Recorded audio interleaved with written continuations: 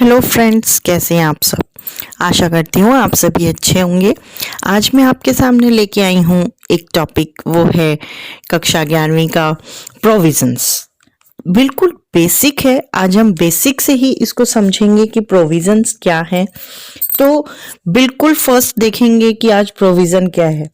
तो प्रोविजंस को समझने के लिए मैं आपसे एक रिक्वेस्ट करना चाहूंगी कि अगर आप मेरे चैनल के नए व्यूअर हैं तो सबसे पहले आप मेरे चैनल को सब्सक्राइब कर लीजिए ताकि मेरी हर नई वीडियो की नोटिफिकेशन आपके पास आती रहे और आप मेरे चैनल की किसी भी वीडियो से चूके नहीं। कि अकाउंट्स की मैं बेसिक कंसेप्ट्स के ऊपर ही वीडियो बनाती हूँ आप लोगों के लिए और मैं कोशिश यही करती हूँ कि आपको बिल्कुल बारीकी तक मैं पहुँचा पाऊँ कि कोई भी टॉपिक है उसके बारीकियों तक पहुँचा पाऊँ और अच्छे से समझा पाऊँ कि मैं इस टॉपिक में क्या समझाना चाहती हूँ और एग्जैक्ट में इस टॉपिक का मतलब क्या है। ठीक है, चलिए स्टार्ट करते हैं। प्रोविजंस बहुत ही इजी टॉपिक है और बहुत ही समझने में देखा जाए तो बहुत ही इजी है, लेकिन इसके कुछ क्लूज होते हैं, उसको समझना बहुत जरूरी है कि प्रोविजंस एक्चुअल में क्या है।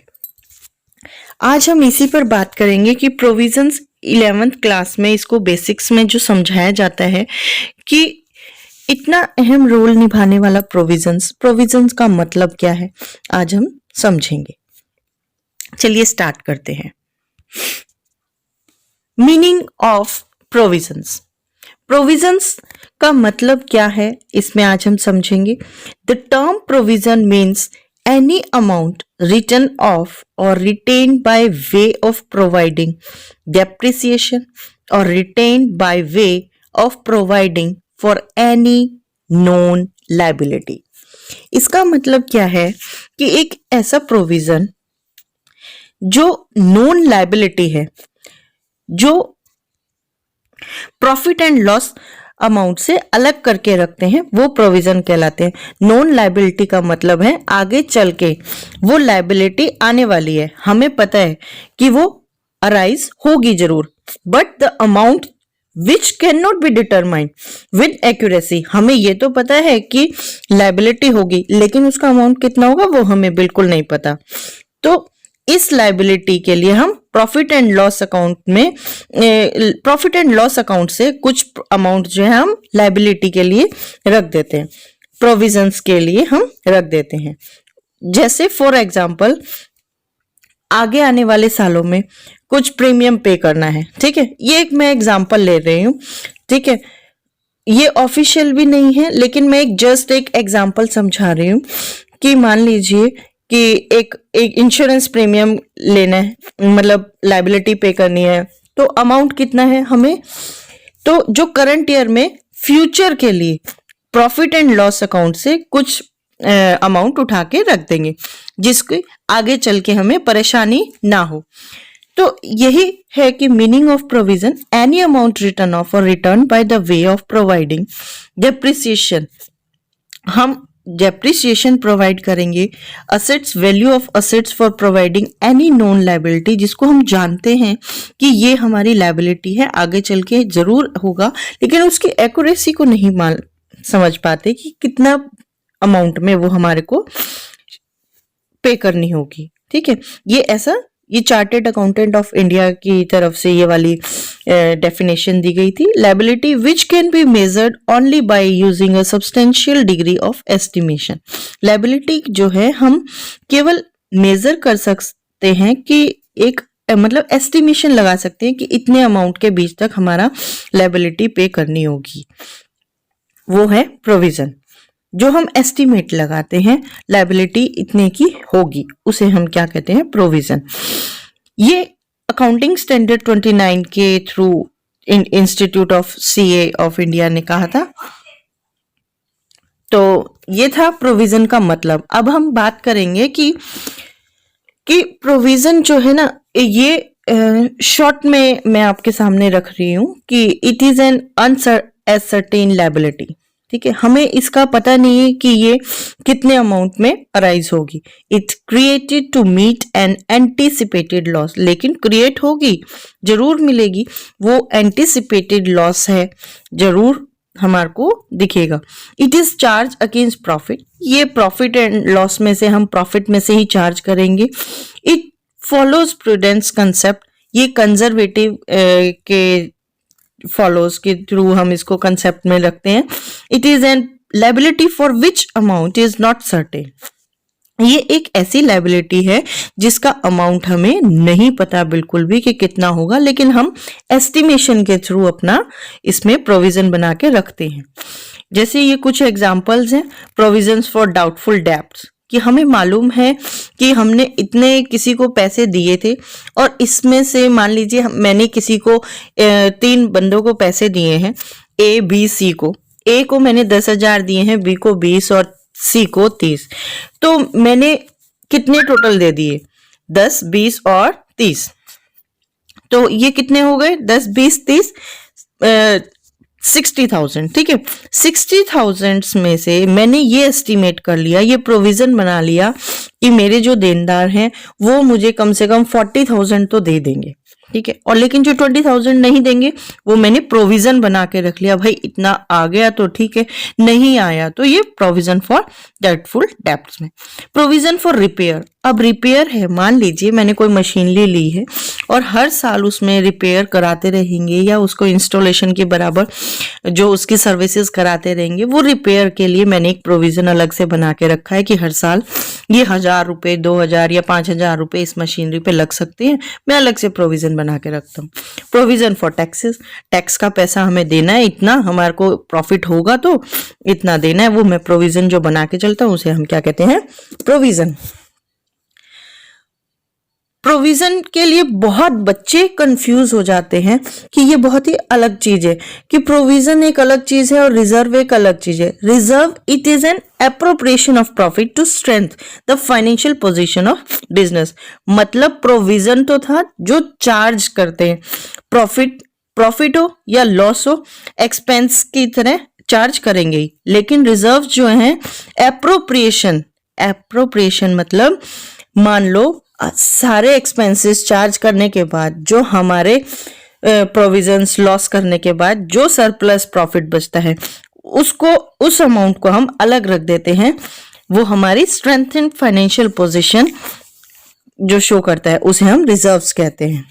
लेकिन प्रोविजंस के में हमें श्योर था कि हमें अमाउंट नहीं पता है, लेकिन हमें एक्सपेंसेस की तरह रखना होता है। लेकिन रिजर्व्स में सेफ्टी के लिए कुछ अमाउंट साइड में रख देते हैं, उसे हम रिजर्व्स कहते हैं। जैसे घर में होता है, मान लीजिए आपकी महीने की सैलरी 20,000 रुपए, उसमें से कुछ पैसे जो बच गए सारा खर्चा पे करने के बाद, स्कूल की फीस वगैरह पे करने के बाद। तो फ्रेंड्स चलते हैं अब फीचर्स ऑफ प्रोविजंस की तरफ। फीचर्स ऑफ प्रोविजंस मीन्स एक तो सबसे इसका बड़ा लाभ यही है कि भविष्य में आने वाले निश्चित खर्च या देनदारी के लिए हम पहले से ही तैयार हो जाते हैं कि हमने भाई प्रोविजन बना रखा था, ये हमें इसका फायदा हो गया। ठीक है, provision is arrange to meet a known liability, हमने ये एक दिमाग में फिट कर रखा था कि ये हमारी लायबिलिटी होने वाली है, अब हम इसे पहले से ही रख लें संभाल के इतना अमाउंट। ठीक है, the liability is known but the amount of these liability cannot ascertain and reasonably accuracy। हमें ना तो वो टाइम पता, ना वो हमें रीजन पता, और ना ही हमें वो एग्जैक्ट अमाउंट पता जिसका कि हमें ये हो कि अंदाजा हो कि इतना हमारे पास चैलेंज आने वाला है। तो provision is a charge against profit and such, ये जो प्रॉफिट है, जो हमारा प्रॉफिट होता है वो उसके अगेंस्ट चार्ज किया जाता है, as such reduce the profit of the year, और वो हमारे प्रॉफिट को कम कर देता है विच इट इज क्रिएटेड। तो ये प्रोविजन का हम मतलब एक्चुअल में क्या देखते हैं? प्रावधान, कि हम एक प्रावधान बना के रखते हैं भाई कि जिससे कि हमारे को आगे जाके कोई प्रॉब्लम ना हो, एक अरेंजमेंट करके रखते हैं, या अपने प्रिपरेशन ऑफ बिफोर हैंड जिसे कहते हैं कि हम एक प्रोविजन बना के रख रहे हैं कि ऐसे समय पे हमारे को काम आ सकती है। और सबसे मेन बात है कि ये चार्ज अगेंस्ट प्रॉफिट, ठीक है, ये प्रॉफिट के अगेंस्ट चार्ज किया जाता है, और रिजर्व्स इससे डिफरेंट है।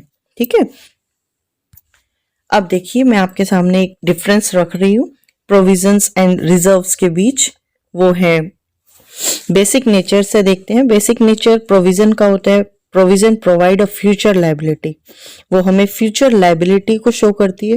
और reserve is a formed after evaluating net profit, ये एक नेट प्रॉफिट में से कैलकुलेट किया हुआ प्रॉफिट में से अमाउंट होता है जिसको हम रिजर्व करते हैं।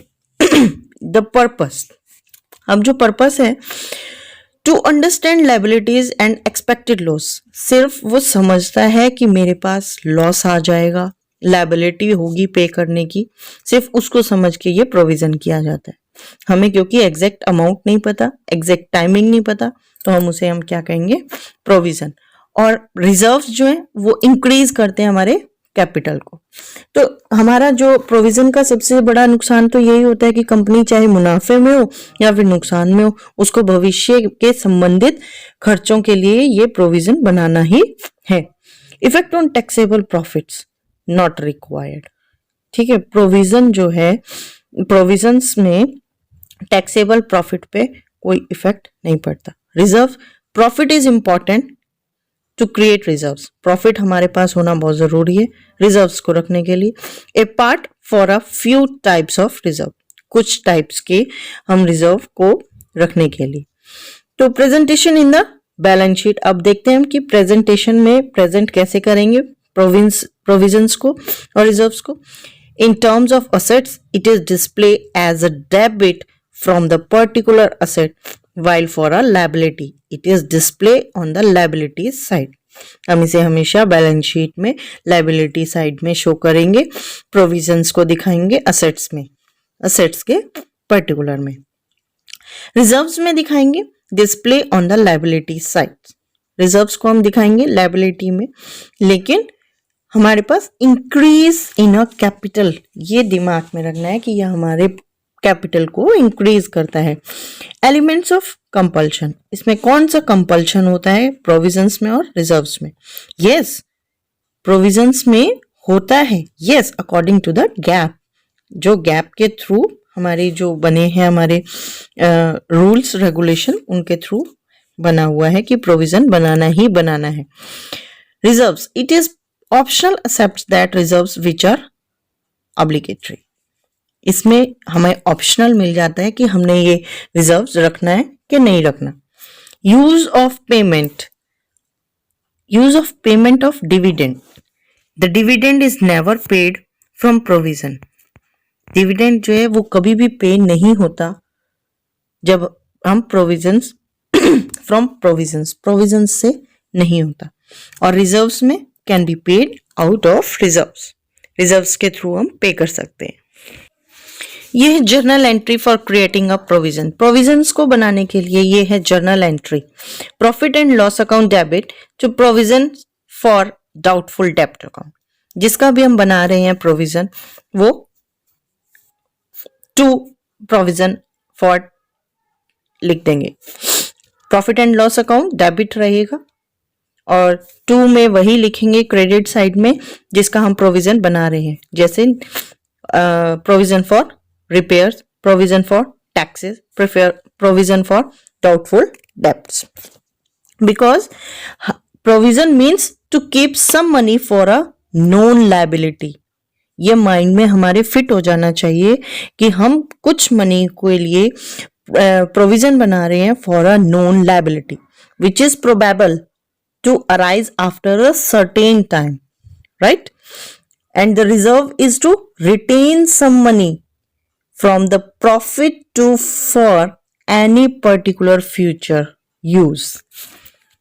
So provisions and difference are, provisions and reserves are different. Impact of journal entry, इसका journal entry का impact कहाँ कहाँ पड़ेगा देखते हैं। provisions का प्रॉफिट एंड लॉस में हम शो करेंगे डेबिट साइड, और बैलेंस शीट में डेप्टर्स में से हम लेस कर देंगे प्रोविजन फॉर डाउटफुल डेब्ट्स। ठीक है, अब आता है कुछ इम्पोर्टेंट एमसीक्यूज मैं लेके आई हूँ आप लोगों के लिए, जो कि बहुत जगह देखने को मिलते हैं कि प्रोविजंस के ये क्वेश्चन आ जाते हैं कि हम इसको कैसे शो करें।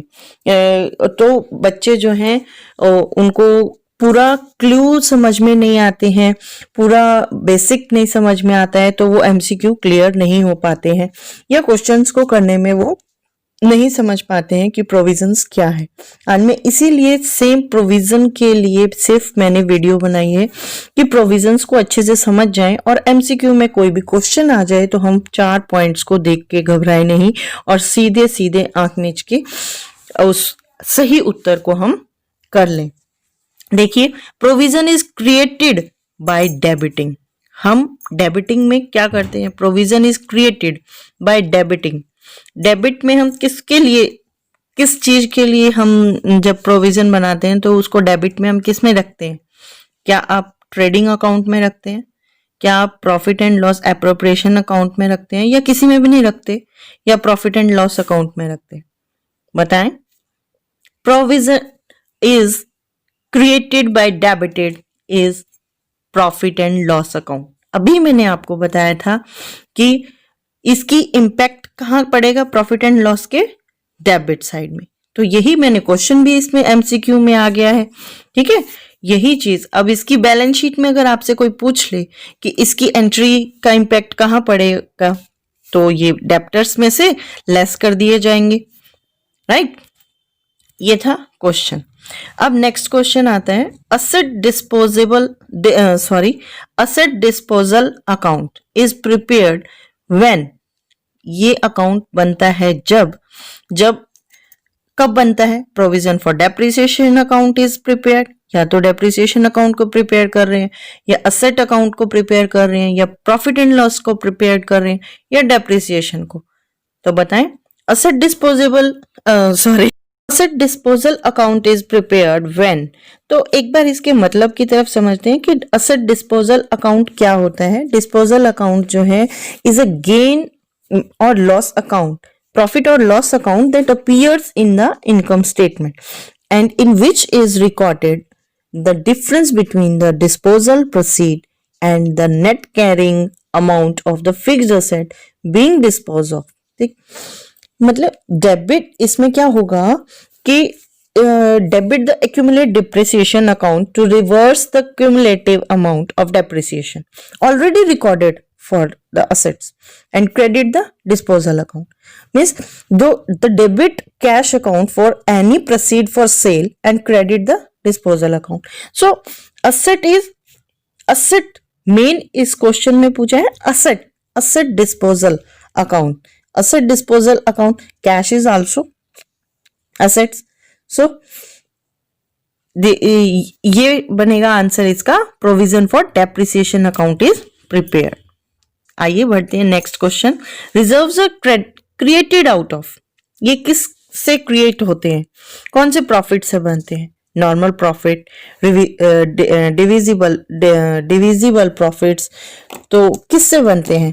नेट प्रॉफिट से बनते हैं, किस चीज से? आप बताएं मुझे।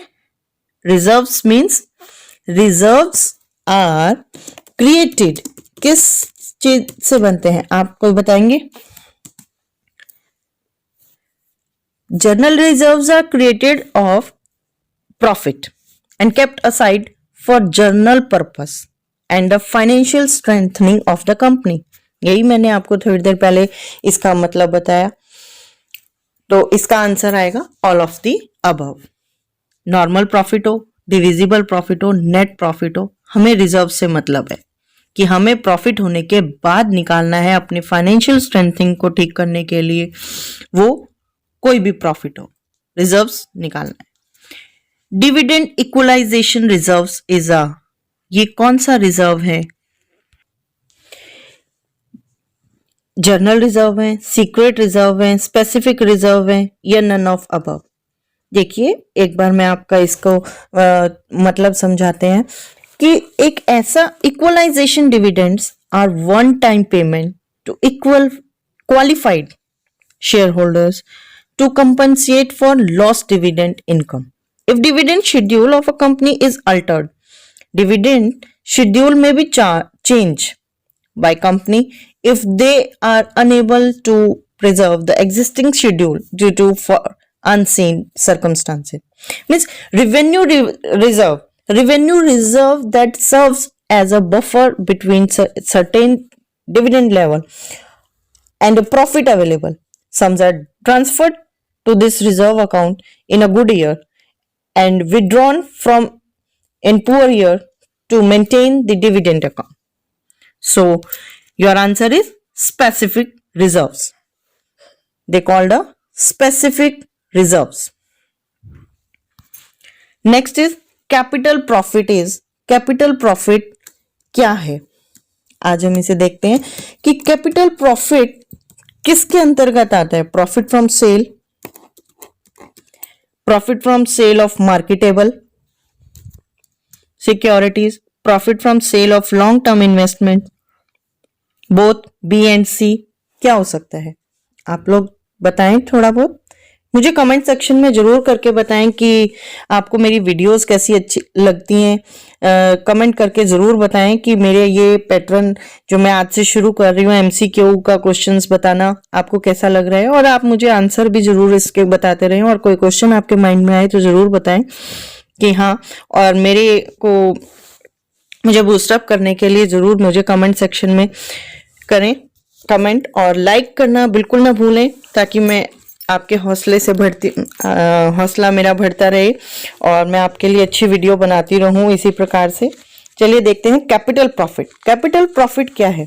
Capital profits are profit from sale of fixed asset और द इशंस of shares and debenture to raise funds.